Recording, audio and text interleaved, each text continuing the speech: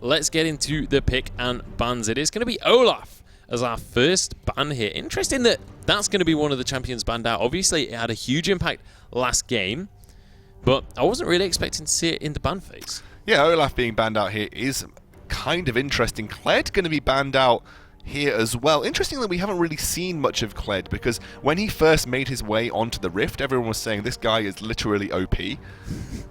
And they're actually going to see a ban here. It's the first time we've seen a ban in the ESL Prem so far. The first Kled ban we've seen, yeah, but Artorias did play Kled in both of his games last week. Ah, well, that makes a lot of sense then. I can't say I'm too surprised to see it banned out. That is definitely a target ban towards Artorias. Yeah, and Artorias is one of the kind of players that will pull these kind of picks out, especially when they're new.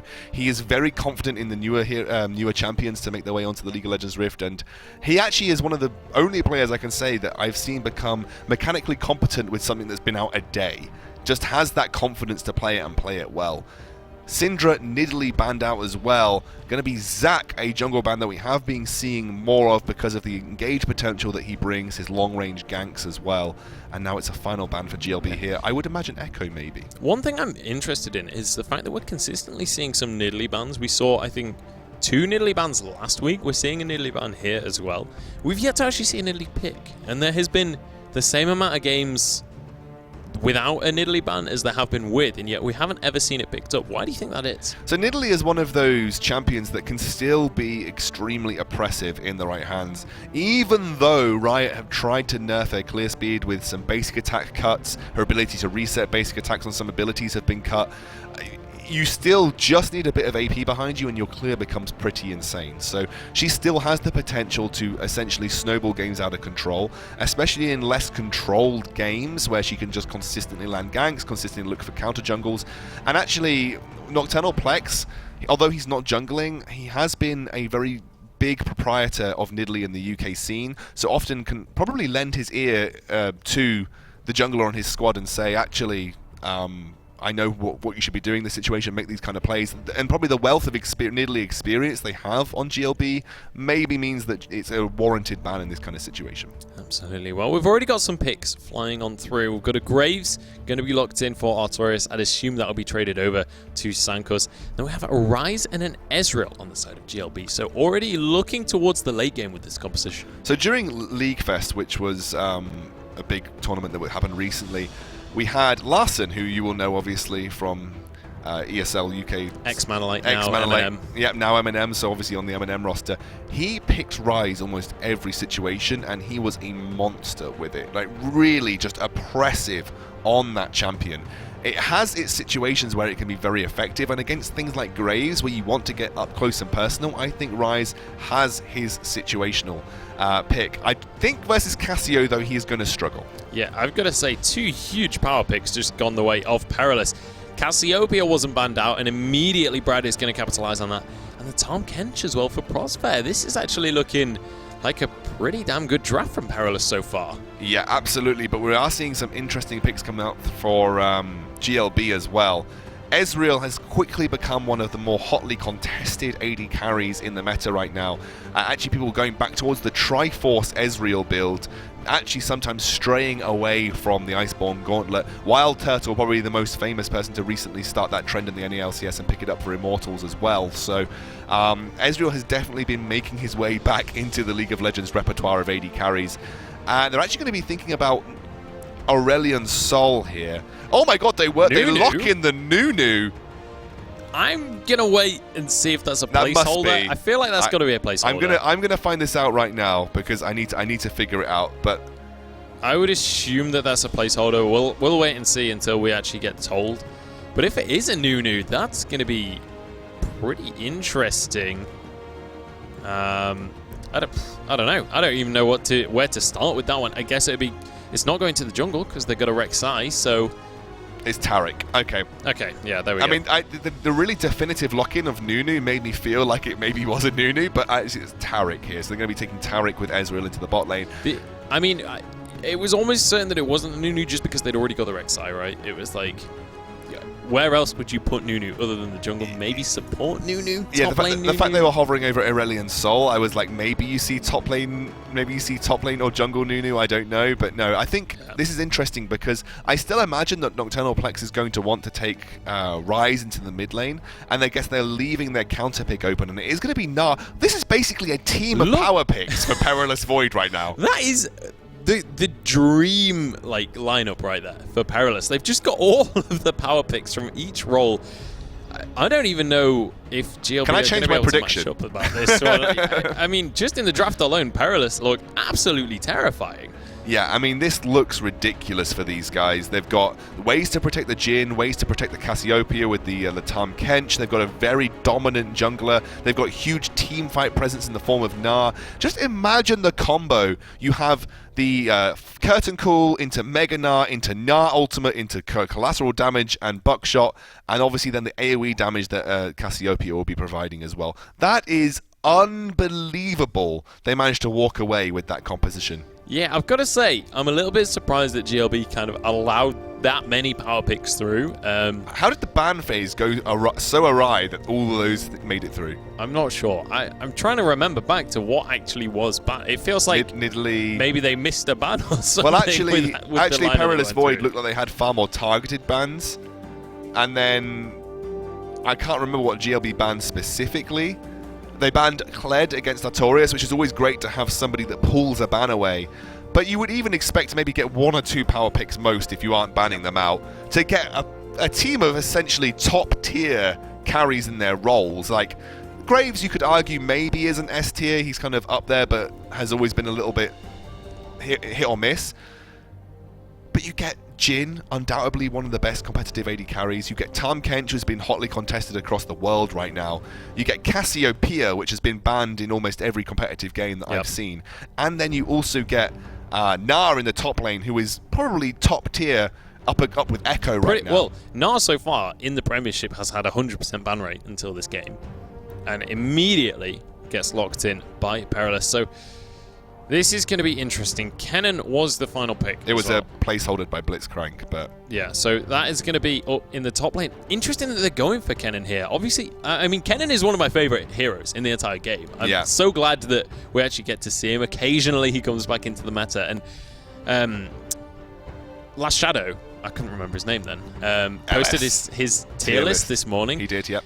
Kennen was right up at the top of the S tier when it came to Masters and Challenger, but was not on the rest of the tier list. So I think that kind of spells out to everyone that Kennen is one of these heroes that if you can play him well, you're going to have a fantastic time, but if not, you're going to really struggle. Does well against Gnar as well. Is one of the only champions in the top lane that can go toe-to-toe with Gnar. Obviously, Gnar is very good at exploiting melee-heavy heroes. Against Echo, you know, Gnar has a pretty considerably even matchup, but against Kennen, I think Kennen has a favourable advantage here. He always has the ability to escape Gnar's heavy, slow presence using his Lightning Surge. Obviously, is able to negotiate his way around Mega Gnar form as well. This is a smart pickup into the top lane here for GLB. But this is like a who's who of unique picks versus... Wait, is that actually Nocturnal Plex going in the jungle? Rek'Sai... mid? There's got to be Nocturnal Plex going in the jungle here, maybe. I guess so. In which case, well, Trid's going to be unhappy. Trid's going to be upset. Trid, our observer, by the way. Shout out to Trid, at CasterTrid on Twitter. Make sure you follow him. Whoa, what a plug right there. Yeah, he's going to be upset about this one if Plex does go in the jungle, because his keybinds will be all wrong. Never lucky. I guess this is one of the benefits of GLB's roster. Are they saying that they maybe have that flex? This is what I found so interesting. I mean, this is allowed in competitive play. Yeah, this absolutely. is the thing. Like, it you don't have to be set roles. Ever happens, but I can't remember when we saw it. There was. Did he definitely play mid last week? EG did it like years ago, or it might have been when they were Alliance, where Froggen and Crepo swapped. Yeah, and then Crepo played Anivia anyway. Yeah, and Froggen played Blitzcrank. like the best Blitzcrank game I've ever seen. So, did Plex definitely played mid lane last night? Yeah, he did. He did definitely play mid lane last week. Are you sure you're not just going crazy? I'm certain. Absolutely, 100% certain that Plex is in the Are you mid sure lane. that wasn't a complete and he's mistake? in the slot for mid lane, so I guess we're just... That's hilarious. We're being trolled a little bit here. So basically, we're going to see Plex going back to the role that I always thought he excelled at, which was that heavy shot-calling, aggressive jungler role.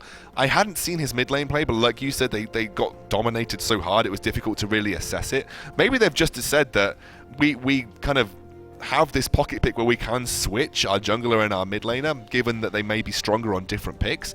And actually, maybe the Ryze is better, you know, going over on the side of GLB in that way, and then obviously Rek'Sai going over to Plex, which Plex has been fantastic with Rek'Sai across his entire career. But look, despite that interesting change, I want to really hone in on what the biggest story of this draft phase is that we have 5 S-tier champions almost sitting on Perilous Void in each individual role. Yeah. Now, the way this is going to work is you open up and engage with Curtain Call, as you always do with Jhin, and then you have Cassiopeia and Artorias basically run up and try and control the team fight.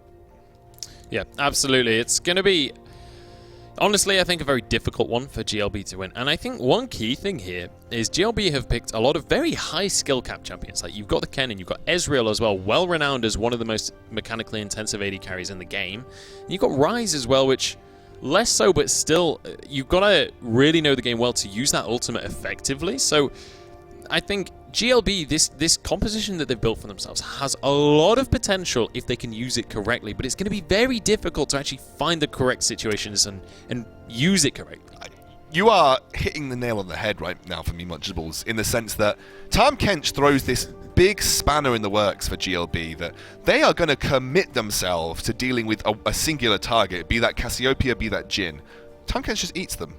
And suddenly you are just absorbing the damage for that carry.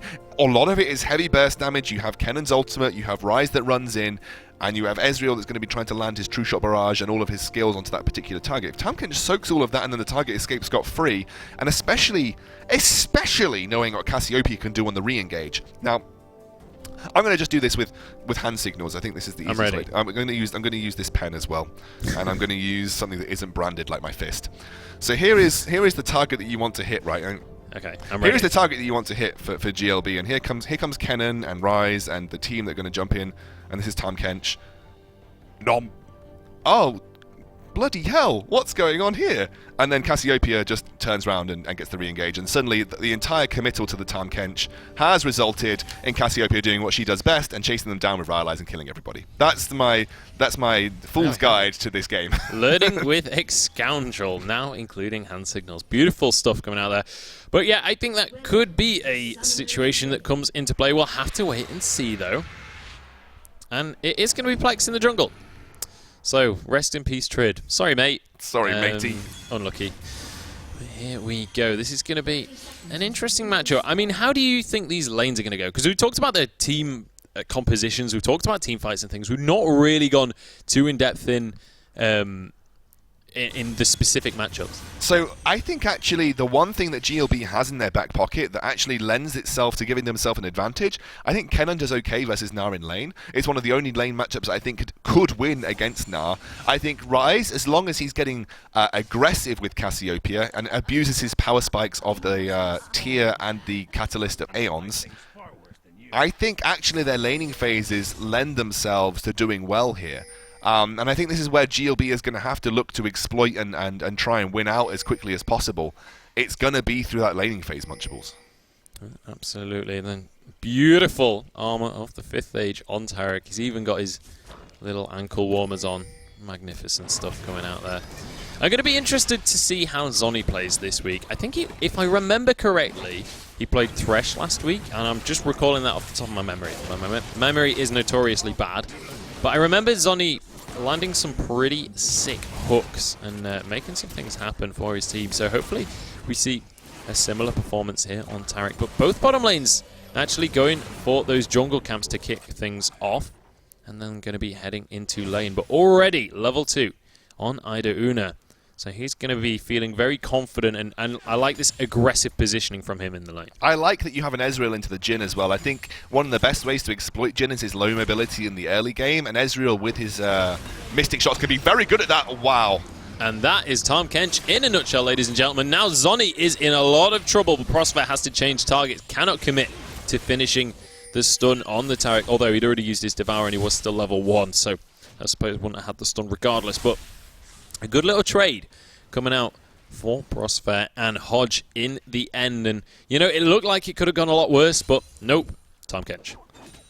Well, it's exactly what Tahm Kench provides in terms of a unique target that you need to try and look after. It is the ability to just essentially lock them down, make sure they're taking no damage, and Tahm Kench with his shielding, actually, wow, aggressive onto Artorias here. Yeah, Artorias should be able to survive this one, but if we take a look at the bottom lane, we have Sankus coming in for the fight. Zoni is going to get rooted here. Prosper gobbles him whole, and this is going to be one dead pink man. He is going to go down. Sankus gets the first blood. Exhaust, sorry, actually goes on to Ida Una. Forces the flash in the end. The Masteries come out left, right, and center. But all 4 summoners burnt for GLB. Yeah, that was a super aggressive lane position and actually really good play from Sankus to essentially capitalize on that. When you push that far up as an Ezreal and Taric is incredibly immobile in the early game as well. Obviously, Ida Una will have the ability to use Arcane Shift, but they didn't actually respect the warding needed, and also the potential, as you would expect. I want to just point out the way that the lane position in terms of behavior was going. They were essentially trying to put so much pressure onto Hodge that Taric was always stepped up super far into the lane, which made him a very easy target for an aggressive Devour by Prosper. And that played well into this Graves gank. Very, very well played there. Yeah, and that's one thing we didn't really talk about as well, is the fact that because they have that Graves, typically ganks aren't the simplest thing. He doesn't have any CC of his own. But when you couple it with that Tahm Kench, CC is not an issue. Tahm Kench is a CC machine, basically. He's designed exactly for that role, so it makes running that damage jungler even more effective. No, absolutely. And obviously with red buff, that's when Graves is the most effective. He'd just finished his red buff, head straight down to that bot lane, and was essentially one-shotting people. That's what Graves can do if you get close enough, especially against squishier targets. But then they're going to respect a little bit more vision control here, and you can see some very deep wards coming out, not only to protect Zani on this rise in the mid lane, but also to try and protect this bot lane for long sort of moves through the river to try and deal with Sankus's movements. And actually, it looks like a lot of pressure being put on Iki in this top lane of McKenna. Yeah, well, we are going to see the Land Shark arrive in the top lane. Nocturnal Plex searching for an opportunity. I don't think he's going to be able to find it here. And Iki too far pushed in this lane. And actually, Plex is committing a lot of time in this top lane, just kind of waiting for an opportunity. But Artorias finally starting to push forward. Will Plex finish this back? He does in the end, so the threat is averted. And a lot of time kind of committed for no gain there. If there's one thing about Plex's game that I have always had small issue with, it is his tendency to camp lanes for a little bit too long, especially when he's not going to get anything out of it. We have seen previously from him in the ESL Premiership camping 30 seconds to a minute in a lane that he ends up getting nothing out of, and actually loses so much jungle farm in the process. Looks like because of those summoner burns, Graves is already back down to have a party in the bot lane, is sitting on a pink ward. I don't know if GLB know this is happening. I've got to say, by their positioning in the lane, I'm not convinced how aware they are of this. I think they would be playing a little bit more defensively, but here we go. Zoni pushes forward once more. He is going to get rooted. The Devour is so close to available, and they are going to be able to pull it off. Prosper pulls him back. Zoni will go down. That's a kill going to go into the hands of Hodge, who does manage to get himself the first one in that, or his first kill in that bottom lane. Plex is around, but he's a little bit too late to this party. A lot of damage going down onto this tower. Plex is going to go in just to try and deny the teleport. Comes through though, and Iki is joining this fight. Flashes forward, slicing Maelstrom comes on through, and they're all going to get stunned up. Prosper is so low. That's going to be one for Ida Una. They're looking for Sankus as well. He's so low, but he will be able to escape with his life. Prey Seeker will not connect. And in the end, it's a trade 1-for-1, support for support. Well, that's what Tahm Kench can do, sacrifice his own life, and Sankus able to escape here. It was a lot of resources committed for just a single kill in return for GLB, and Iki had to come all the way down using teleport from the top lane, which has allowed Artorias a lot of time to get back in terms of CS and also push a huge minion wave to the tower. This is a very aggressive move from Zani in the mid lane. Absolutely. Brad's starting to feel the pressure a little bit, and look at the CS as well. He's starting to fall behind Up in the top lane, GLB again managing to take an advantage. That has been closed out because Aniki did teleport down into that bottom lane, so he lost a significant portion of the CS advantage. He'd managed to build up, but he's still ahead despite that teleport. Mid lane's ahead, bottom lane's ahead. GLB are farming up a storm. Yeah, absolutely. And this is kind of the lane matchups that you were expecting to see. Rise, if you can be aggressive versus Cassiopeia, especially when you're starting to stack up your own tier, maybe working towards the Catalyst of Aeons, which it doesn't look like where Rise is actually going to go himself, going to really rely on just the singular tier power spike. You can be aggressive against things like Cassiopeia. You have the movement speed to be able to dodge out the it's essentially lots of DOT damage that she puts on the floor, so you can, like this, go super aggressive. You always win out the trades, and you won't ever really take anything in return, especially in the early game. So these are the lane matchups where I expected to see the most work being done in that top and in that mid lane. Nocturnal just needs to capitalize on that. The problem is that his bot lane was getting so far behind that it basically begged his ability to come down there and try and level the playing field. Well, we'll see if that is going to be the case. And Sanka's just clearing out a little bit of vision here towards the top side of the map. I think both teams well aware that they need to start to get a little bit more deep vision, and Sanka's is going to do exactly that, trying to make sure that they're on top of things. Zanny has actually been found here. A bit of damage coming out, but to be honest, he pretty much won that trade oh, not even pretty much. Look at the HP bars. He's on triple the HP of Brad. Wins the trade even with Tom Kench there. Yeah, and that's kind of what is difficult for Cassie in the early game.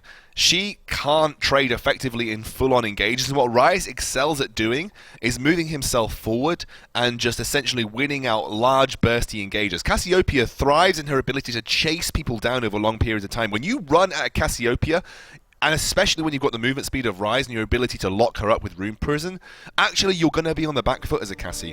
What Cassiopeia is so good at doing is turning things around when she hits that Rhyalize, then chasing people down. The low mana cost of her Twin Fang, able to just continuously burst through someone's HP pool as they are retreating. She really needs Rhyalize as the first power spike to allow her to turn her kit on, and then just essentially give her the ability to disengage versus the Rise, give her the ability to re-engage when she's going for the pursuit. In this situation without it, she's just going to get locked up by Rune Prison and will lose the trade every time, because Rise's ability to burst at this point in the game, especially as he scales up as a power spike with tier, whereas Cassiopeia doesn't, he scales up with that power spike as tier, he's just going to win that burst trade every single time. Yeah, and I've got to say, so far, GLB looking absolutely fantastic. Considering the draft, we were really saying Perilous had kind of just pretty much won it in that drafting phase. That's what it definitely felt like. But right now, GLB, they're the ones that are actually in control of this game. They're the ones that are ahead so far, and they're starting to build that lead for themselves. I can't actually see the goal difference right now, but I'm pretty sure they're about a K ahead or something, or getting towards that. And it's all through CS, essentially. Yeah, exactly. I will phrase it like this, because yes, there is a certain limit to where you can pick everything that the pros do and say, well, we've outdrafted. But at a point, there is this barrier where you are either playing like the pros or you're not. So in certain situations, especially in games when you're so evenly matched with your opponent, sometimes winning lane is just better. You can snowball that very easily. The easiest rotation for teams to make is winning lane, taking turret, grouping up, taking more turrets. And when you do that, you pick essentially picks to win your lane and then snowball off that, actually could give you a really good opportunity to just sneak a win through sheer 1v1 prowess, and you're seeing that start to open up in the top and mid lane. And that's what I think GLB need to continue on to win the game. I mean, a perfect example of that is, take a look at the Banditos from last year, right? Yeah. Literally every game they played in the Premiership, it was just win lane, win game. They just pretty much Callista and Thresh was that lane in the bottom lane almost every single game, because they could Fiora just consistently every time. Fiora in the top lane, and as well you'd have Nidalee coming in the jungle so that they could just continuously put the pressure on. Exactly, just all of these carries, and it meant that if they could win the lane, which they could consistently, then there was no real way for anyone to actually counterplay because they could just pressure everything at once. And this is one of those situations where, although Cassiopeia, most people would consider her kind of oppressive in lane, she has her weaknesses. You know, the hard engage early on is kind of her weakness. And although Ryze, you may not classically think, offers that in his kit, his ability to run at someone on Rune Prison is almost the equivalent of a hard engage. Certainly is. Well, here we go. Slicing Maelstrom already as the action begins once more. Aniki, though, incredibly low and will be going down. Sankuz walks up and gets a point-blank shotgun to the face, but Plex might be able to finish things off here. Artorias has been regenerating health, though, and beautiful bit of kiting comes out. Sankuz is going to be able to grab himself a double kill. Nice little bit of play there from the cigarless Sailor. I really think you cannot commit to trying to gank a Gnar when he is close or in Mega Gnar form. I feel like that is just a mistake. The prowess of Kennen, I think, versus Gnar allows him to exploit the weak state that Gnar is in when he is in that mini Gnar form. So I think trying to make plays happen when Gnar is in Mega Gnar form is just a mistake coming out from GLB.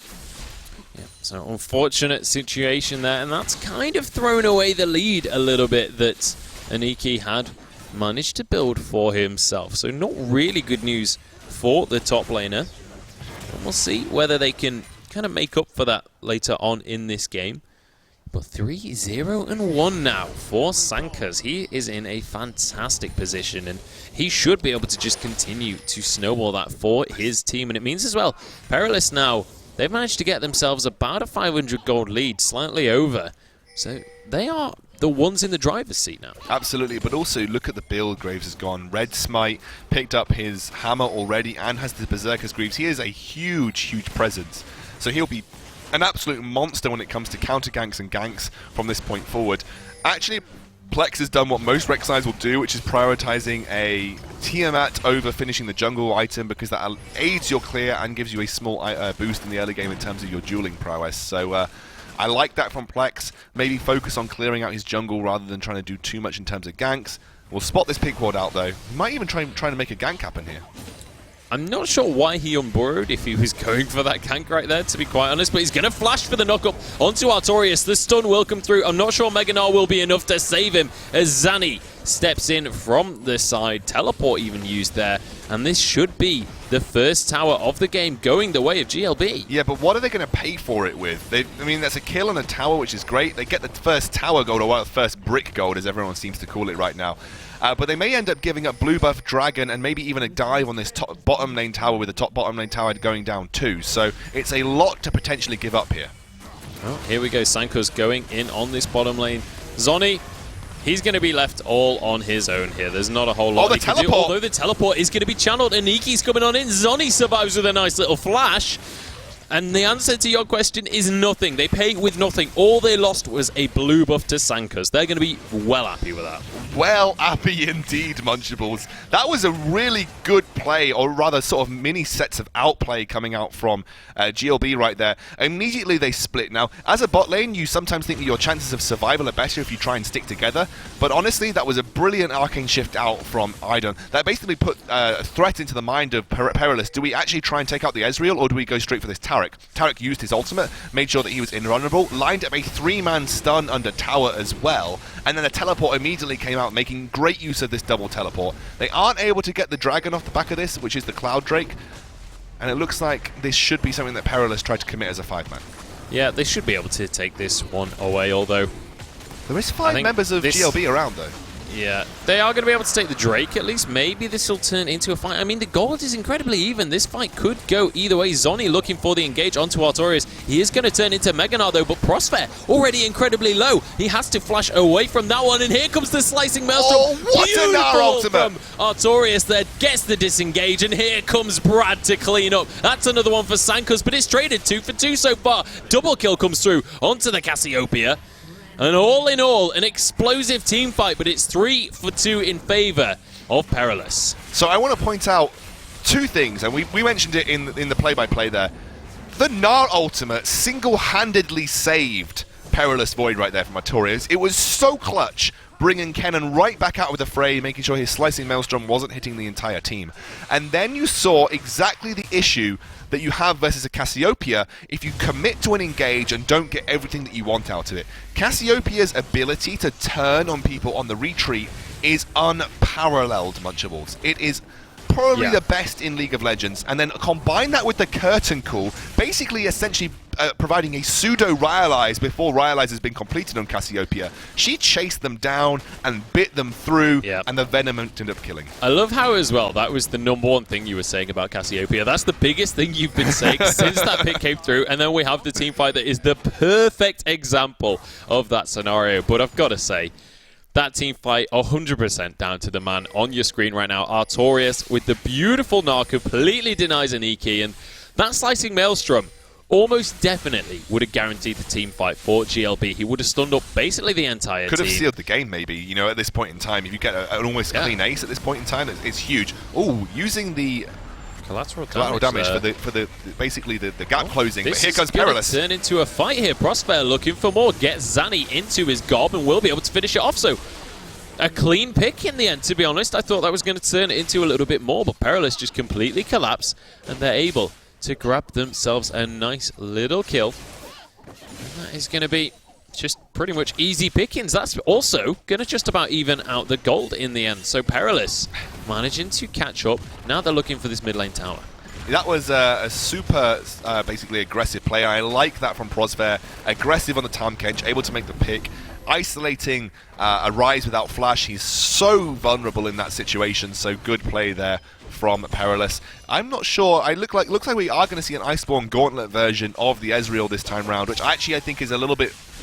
Well, combining it with the Kennen and combining it with the Rise, it makes a lot more sense, because you are then going to be trying to essentially slow everybody down so they become more vulnerable to both the Ezreal and both the Rise and the Kennen. I now have a screen. That's fantastic. Thank you guys at production. I also want to point out that Pete has given us a temperature monitor here. It's called a thermometer. Wow. Yeah, it is. Sorry, my bad.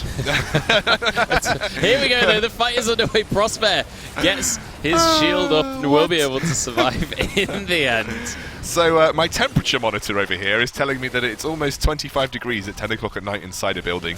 It is very warm. That's You're very warm. Absolutely correct.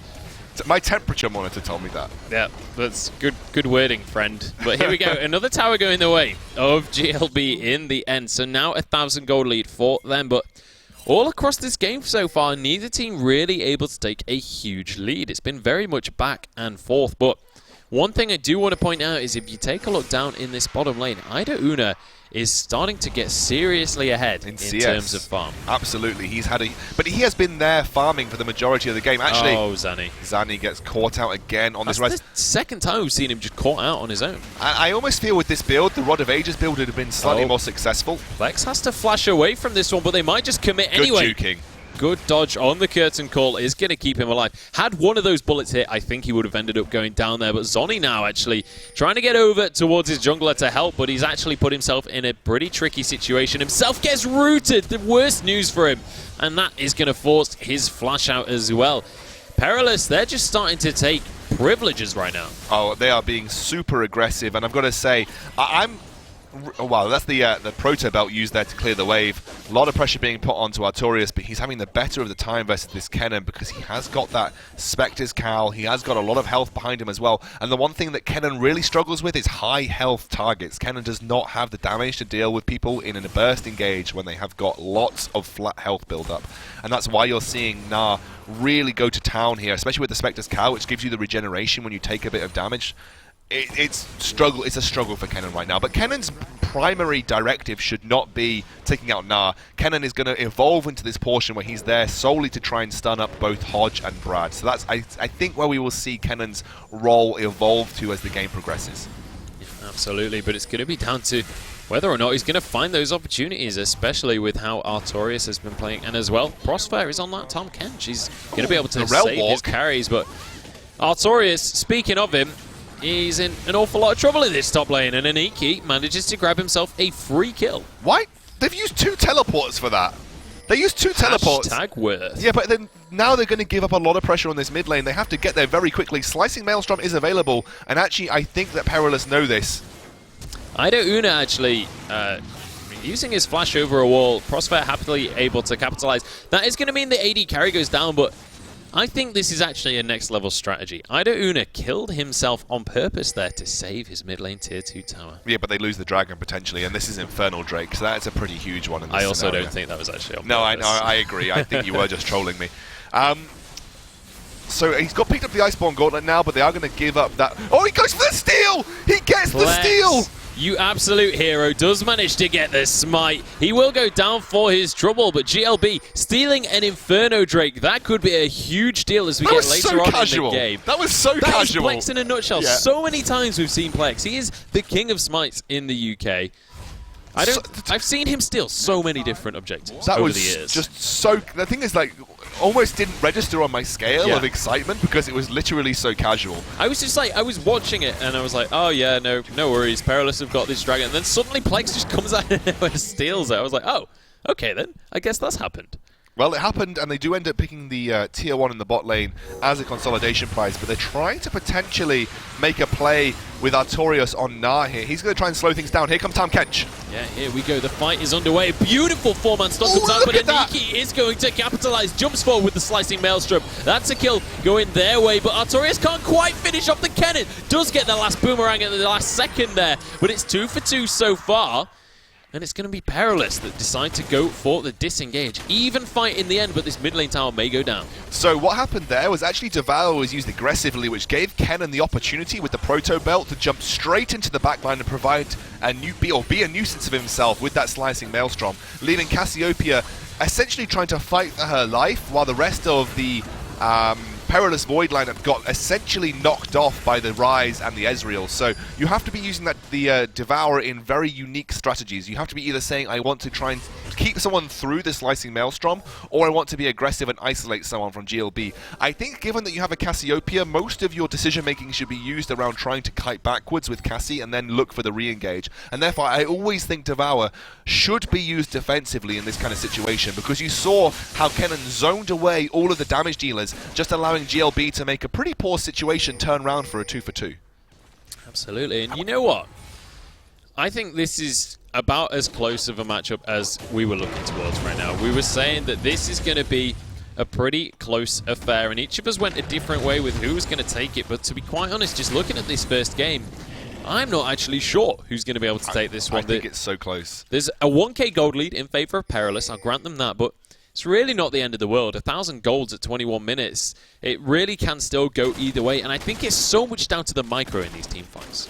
Micro is the name of the game. Actually, Abyssal Scepter comes out for Kennen, so he is looking to get in the face of the enemy team, do as much damage to those squishies as possible, try and counteract some of the magic resist built up by Brad with his own Abyssal Scepter. After that Rhyalize, by the way, so that Rhyalize spike is now there for Brad, so that's pretty huge. Looks like Perilous Void are going to try and look to dive, or at least put pressure onto this tier 1 top lane turret. Well, here we go. Sankus has been stunned. Nice little quick draw there. Will pull him to safety. Had that second stun landed, he was almost certainly gonna... Well, maybe not with Tom Kench around. Maybe he would have survived, I'm not sure. But Zanny now, all on his own, is going to get a bit of movement speed, but a nice route comes out from Hodge, and that's going to force the flash. Zanny will be able to get out of the range of the curtain call. Where are you going, Zanny? But he's gone the wrong way. Now he's found himself just in the jungle on his own, but they can't commit to the chase. There is look at four Plex. more members of GLB. Yeah, exactly. Look at Plex down in the bottom lane. They have to trade the tower right now. Yeah, they are going to be able to get this tier 2 in the mid lane, but Plex may be able to get that tier 1 in the bot lane in the meantime. He's got that Titanic Hydra. It is a 1-for-1 in terms of turrets. It looks like Perilous Void may be looking to try and set up for this Baron. They do have Cassiopeia. It's very quick, or they're going to go straight for that top lane tier 1. That looks to be more the case. Yeah, absolutely. I've got to say, Plex is one of my favourite junglers in the UK to watch, because he isn't just one of these meta junglers. He doesn't think the same way as other players. He always just comes out with weird stuff like that. Like, who was expecting to see Plex solo pushing in the bottom lane during a fight at the 22nd minute? Like, that's not something that you expect to see. Plex is one of the only junglers that I really see use Rek'Sai as, I guess, diversely as you physically can. You know, most people use Rek'Sai as that ability to provide some CC, look for engages, but Plex literally uses him, or her rather, as a split pusher, then obviously uses the ultimate to search for tunnels that are close to a teamfight nearby. That's how diverse you generally tend to see Plex work when he works with this particular champion. They have to be careful, though. They are getting spotted out by some wards here. They will pink it up. And I've got to say, vision control between these two teams has been very similar standards. You can see lots of red side jungle lit up for GLB, lots of red side jungle lit up for Perilous Void. They seem to be mirroring each other in terms of their vision control, and that's really testament to how closely matched up these are in terms of every single aspect of team play when it comes to League of Legends. Absolutely. Well, the next dragon will be up in just a minute's time, and I've got to say, I think the deep vision for GLB kind of trumps that of Perilous when it comes to that dragon control, because the dragon is such an easier objective to focus on rather than that Baron. So we'll see if that is going to be a big difference. You can see obviously Perilous starting to push out now. They're well aware of the time the dragon will spawn, and they're going to be able to set up some vision of their own and nullify that advantage that GLB had managed to glean for themselves. And look at this, Plex again forcing decision making from Perilous Void. They're getting two split pushes going on. They're trying to bait them away from that dragon area, trying to force people away because they have the double teleport. They're really making use of this strategy. Here we go. The fight might just be about to begin here. Idahoon has been found by Sankus, but he misses the collateral damage completely. That is bad news for the Graves player. Zoni gets a nice double stun. Brad gets exhausted as well. And look at this. Aniki is going to go in. Gets the stun onto Brad. They need to finish off the Cassiopeia, but Prospect gobbles him whole and will pull into safety. And now it's time for the re-engage. We've talked about the Cassiopeia chase, but Curtain Call will come through. They're trying to get Zoni. Zani needed to step further away from him, and now he'll go down as well. Artorias is about to go Mega Gnar, does through the house and will finish him off. Doesn't quite manage to land the ultimate though, but Idahoona is stunned up regardless, and Artorias should be able to finish this one. Hodge gets the kill credit, and it's a nice fight for Perilous Void. They get 3 for 0, and they look towards Baron. GLB, again, I've got to... Look, it's more itemization choices for me at this point in time. I honestly think Kennen would be better of going for a Zhonya's second item rather than an Abyssal Scepter. A Zhonya's there would have prevented him from dying almost certainly, or getting forced back immediately.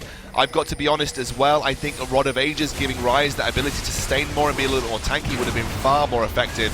Looks like Baron Nash is going to go down here. No surprise steal coming out from Plex, but even if he was trying to, Artorias was zoning away with that Frozen Mallet. This was a massive swing play for Perilous Void, but it looks like Plex is going to try and capitalize with the Infernal Drake. Yeah, Silver Linings coming out for GLB. They will be able to take this Drake. Oh, at least I think so. Depends if they have the damage. There's no one here except for Plex dealing damage right now. Zoni doesn't have that, but Aniki will be able to survive. They're going to be able to secure this one just a few seconds before the Perilous lineup arrives. So good call, good decisive call there from GLB to say, look, we need to go for Dragon now or never. Also, the last team fight, I have to question the use of the Tarek ultimate when it was used in particular. He used it trying to save Ezreal from a 1v1 versus the Graves, expecting him to potentially need Tarek to jump on top of him to provide that essentially invulnerability that would have kept Ezreal safe for that particular time. However, it could have been saved later on because they didn't, again, get anything that they needed to with that Kennen ultimate. They didn't even pick up one kill with that Kennen ultimate, which then allowed this huge re-engage team, especially with Gnar having that Frozen Mallet too as well, and allowed them to chase them down with the Jhin ultimate following too. So huge plays. These counter-engage from Perilous Void are essentially where they're going to be winning the games from.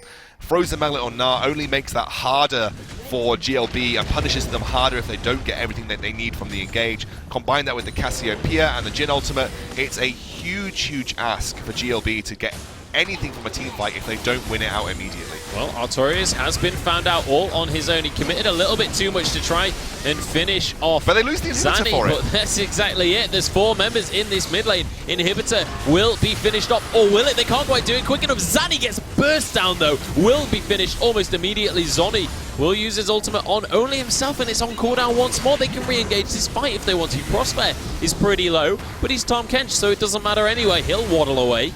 And that's a mid lane inhibitor, basically for free. All they traded was their top laner, but they'll happily take that trade any day of the week. Absolutely brilliant Cassiopeia ultimate coming out from Brad as well, who has looked flawless on this champion, 4-0-9 right now. Absolutely ridiculous, his influence in the game. So, you know when I did the little hand signals right at the start where you go, oh, you don't get everything that you need. And then, yeah, I'm going to do it again. Oh, I go in as Ken and I don't get everything that I need. Okay, let's take away the Tahm Kench because he hasn't been that relevant, right? Oh, I didn't kill him. And now I'm going to run away because I've got nothing left in the tank and I didn't build Zhonya's and I also don't have Rod of Ages on Ryze, so we're all really squishy. Oh, I've got Frozen Mallet on Gnar. I've got Rylai's on Cassiopeia. And a Jhin. And I've got a Jhin with Curtain Call. My pet's gone now, mate. Yeah, but that's what happens to GLB. Well, not yet. They're not quite but out almost, just yet. But almost, you know. It's going that way in terms of the way the team fights are playing out. They have lost a mid lane inhibitor, you're absolutely right. And I've got to say, like, fair play to GLB. They've done a fantastic job up to this point, but we suddenly hit breaking point, I feel like. Over the last sort of 3 minutes, we've gone from pretty much level pegging, and then the Baron was picked up, and ever since that, it's just been the story of Perilous snowballing a lead, and now they're 5,000 gold ahead. So what I think they need to do as GLB right now is they have an Ezreal poke, use that to your advantage, try and get as much damage down with Mystic Shots as possible, try and use the Shurikens from Kennen to do the same. Look, my issue with the way that they're built is that I feel like they need longevity in these team fights. If they're not going to burst someone out immediately, oh, goodbye. Yeah, Iduna is not going to survive that one. He's just a little bit too far out when you're playing against that Tahm Kench. You knew the frog was a snake delivery system. I knew. You knew? Wow, okay, well, you know more than me about wildlife. Yep, that's how it all works. Nature's scary. But either way, one thing I actually want to bring up is look at the trinkets coming out from GLB. 4 blue trinkets, 4 scrying orbs, and then just the sweeping trinket as well. Whereas on the other side of Perilous, you've got 2 yellow trinkets on the top laner and the jungler. What do you think about those decisions? Because usually you'd see more sweepers. I feel like it's just because they don't want to commit themselves to the jungle, because if they get caught out, the slows mean that no one's going to escape. So it's essentially trying to look for as much long-range vision as possible, knowing that they're probably not going to be safe to walk into their jungle anytime soon. The other thing that I want to point out here is that with the inclusion of the Frozen Mallet here, oh wow, an engage coming out from Zhonny, yeah, flashes forward, does manage to get the stun. Here comes Plex from the side. He's got a Guardian Angel and a Niki trying to do the damage. Doesn't have a Zhonya's though and will get finished off. Down goes Rek'Sai. Does have the Guardian Angel, but he should be able to get finished off. There's a flash ultimate coming out from Artorias. Another kill for the Mega Gnar. Double kill for him. Double kill for Jhin as well. Hodge playing on that one. And that is all but game at this stage, I feel like. They're 10,000 gold ahead. They've got 22 kills to 8, and they're knocking on the door of GLB right now as they start to pound down on this top lane inhibitor. No use building Zhonya's right now, Ken, and you're far too late. I have to question the thought behind Abyssal Scepter. Is it because you wanted to burst people down using the reduction in magic resistance? Because honestly, there isn't that much AP that you're playing into in this situation, so actually maybe the use of Abyssal Scepter was maybe uncalled for. I maybe even would have... I think the Proto Belt makes perfect sense. You want to give yourself that extra little bit of boost to try and get into the back line, but I've got a question that why Zhonya's didn't come out earlier. I'm also thinking that the Rod of Ages for the Ryze would have been far more effective. He seems to be taking this frontline role where he follows up following the Kennen, and you're seeing both him and Kennen get immediately deleted almost every single time. And also Tahm Kench doing a great job of providing protection for those very squishy targets, but also isolating the targets that he needs to when using Devour offensively. So yeah, itemization choice, the way this game played out, like I said, the issue for GLB was always going to be if they didn't win lanes hard enough and they weren't able to burst out their backline on the initial engage, the counter engage and the re-engage from Perilous was just too good with Cassiopeia. Frozen Mallet on Gnar added to that, and then you bring in Jin's ultimate too. Just too good from Perilous Void, and you know, like I said, it was a risky composition from GLB.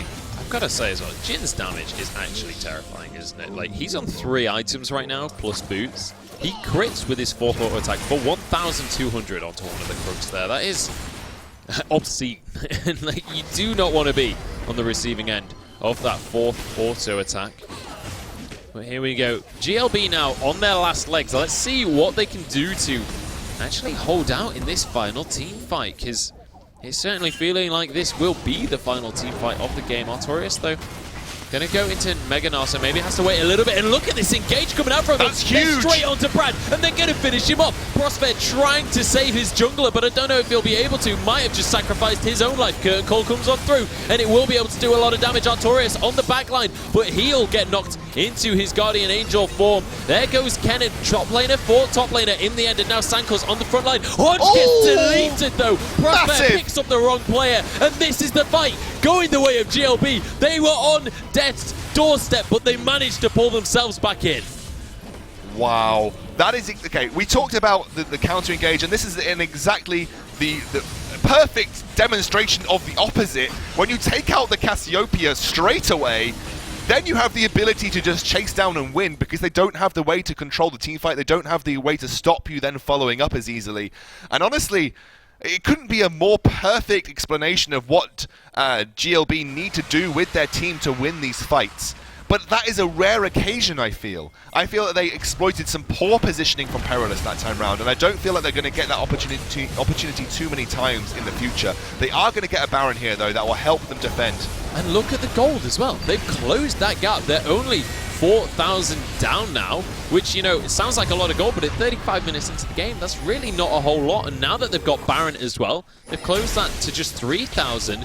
They're making their way back in. Zhonya's picked up. Ryze has gone full glass cannon, has picked up a Rabadon's death cap. If he gets anybody within a rune prison, they are going to die. We saw that in the last fight, right? Yeah. Hodge, the second he wasn't picked up by Prosper, a single Q flies on through, took about half of his HP. But this is going to be an Ocean Drake, at least, going the way of Perilous. So, I mean, let's not get carried away. Perilous are still in the lead. Oh, still a couple of thousand gold up. They still have this terrifying composition. And they've still got that top lane inhibitor down. This could be huge because Curtain Call has just been used. Can you get a re-engage coming out from GLB now that Curtain Call is down? I feel that's a huge ultimate to lose at this point in time. Collateral damage as well, basically to no effect. Everybody's still on pretty much full HP bars. They're all flashing. I feel like they could turn this so easily. Yeah, I've got to say, I've got a question, especially the flash from Plex at the end there. Just because that could be good. He was so tanky, right? You know, he's so close to his base. But also, Flash is so important to jump on and try and knock someone up. You know, you're looking to try and isolate the Cassiopeia. I feel like there was too, I guess it was too hesitant there coming from GLB. They have Baron as well, you know. Your minions, when you sort of provide that buff to them, they should be able to deal with super minions quite readily and effectively, so you don't have to worry too hard about the super minions pushing in. Far too risk-free, I would say, from GLB with that particular engage. Here we go now. Artorias back onto the split push. And there's going to be 4 players over towards the mid lane for Perilous. What a game we've got between these two teams. I was saying it was going to be close. I didn't realize quite this close. Artorias taking a chunk of damage from Plex. That is going to force out his Mega Gnar, and it means he has to back away for just a little bit because they can't really go for any kind of engage while he's in that Mega Gnar form. They need to wait for that to be about to proc for the fight to start. But he will be able to continue this split push and just kind of lay on the pressure. But the inhibitor is back up in the top lane now, and this bottom lane tower actually getting incredibly low. But here we go, the fight is about to begin. The Ryze ultimate comes up through, and Brad has been caught out once again. This is what we saw earlier, and they make it happen twice. Aniki with a nice Zhonya's dodges away from the collateral damage.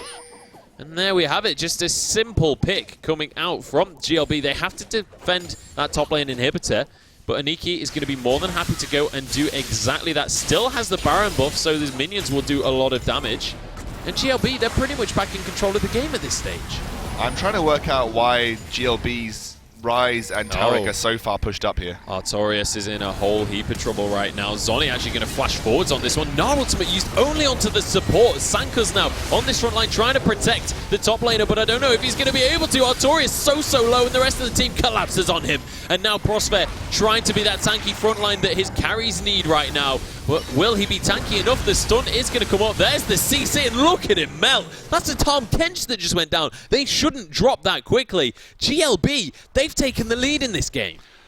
I've got to say, this is kind of what I wanted to see the Ryze doing earlier on. When you use that ultimate, you can use it to isolate somebody in the backline very easily. You deliver everybody that you want to deal with that person on the backline and then immediately take them out. This is what Larson did doing League Fest. He was king of isolating Voyboy time and time again. When Voyboy picked up the Ezreal, he just used Realm Walk and got into the backline by just destroying Voyboy. Oh, here we go. Another engage comes on through. Sanka's desperately trying to escape.